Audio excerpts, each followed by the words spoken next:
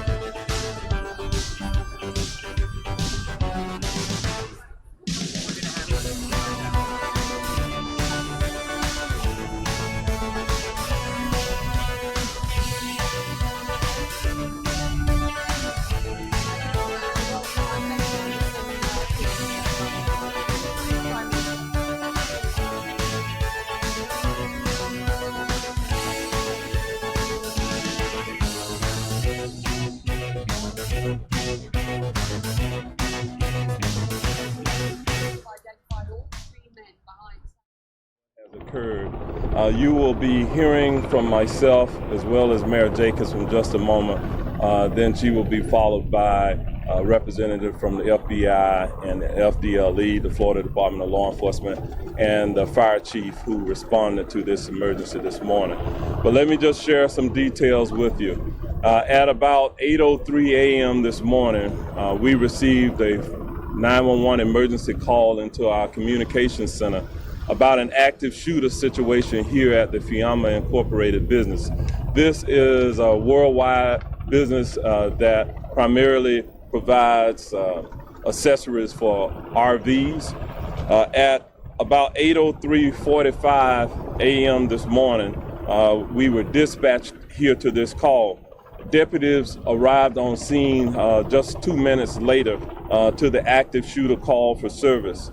Once they arrived here, they found multiple individuals that had been shot. 3 male victims were deceased at that time. 1 female victim was deceased. A 5th person, a male, was transported to the Orlando Regional Medical Center where he subsequently died as a result of his injuries. There were 7 survivors, individuals who were inside this business who are being interviewed presently by detectives from the Orange County Sheriff's Office. We have a 45-year-old subject who is deceased inside as a result of his own means. The individual was armed with a handgun and a knife this morning. There's no indication that he used a knife on any of the victims, but shot 5 innocent people this morning and then turned the gun on himself and killed himself. The individual in question is a former employee of this business. He was fired sometime in April of this year.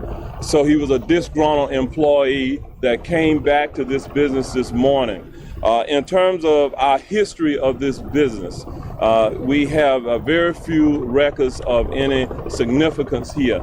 However, about 3 years ago, in June of 2014, we did respond to this business in which the subject who is responsible for the deaths this morning was the subject of a workplace violence incident in which he allegedly battered another employee here in the business. There were no charges actually of that time. In terms of this subject, this 45-year-old subject, when we look into his criminal history, what we have found is that he has a criminal history minor in nature. Charges such as possession of marijuana, DUI, and misdemeanor battery. At this time, we have no indication that this subject is a member of any subversive type organization. We have no indication that this subject is a participant in any type of terror organization. What this is at this point is likely a workplace violence incident. We will get more into the details of the investigation as it unfolds. At this time, we have designated a reunification location for the family members. What we're asking individuals who may be related to persons who work at this business, we have set up at Full Sail University, which is located at 3535 North Forsyth Road, a family reunification site. Families are able to respond there to a building called the Live One Building, the Live One Building. We have deputy sheriffs who are there who will direct family members to that particular location. We also have a phone number that has been set up for individuals to call should they wish to receive information.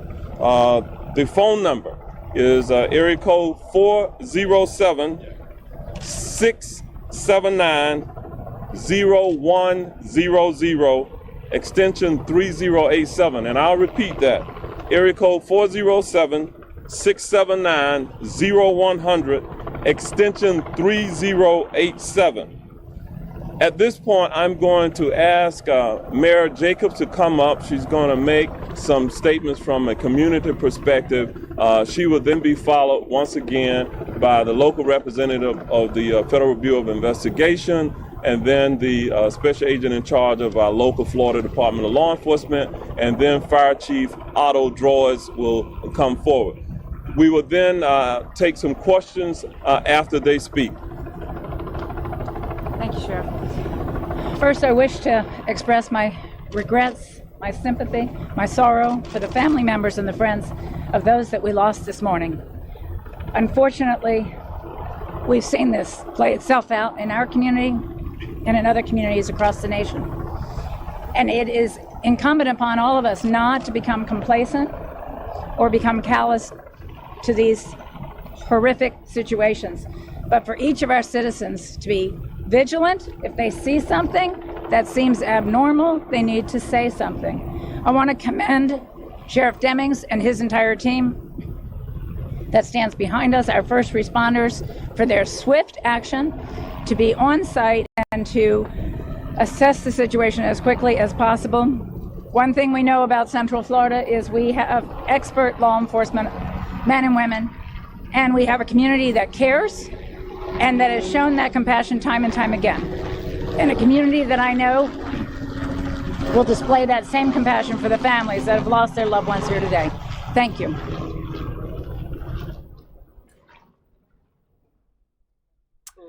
All right, you guys are watching Fox 5 Live on Monday, June 5th. Thanks so much for joining us. I'm here with a room full of people helping me out today. You guys know intern Cam and his little sign up there. And then we have a couple others in the room today, Emily and Ben, helping me out, getting to know the scene. But you guys were just seeing live updates from Orlando, a breaking situation out of Orlando, or an industrial area near Orlando where there was a isolated incident, a workplace shooting. They're saying 5 dead, including the shooter? Yep, 4 dead. Also, the shooter plus four victims dead. 1 is in the hospital, got rushed to emergency care.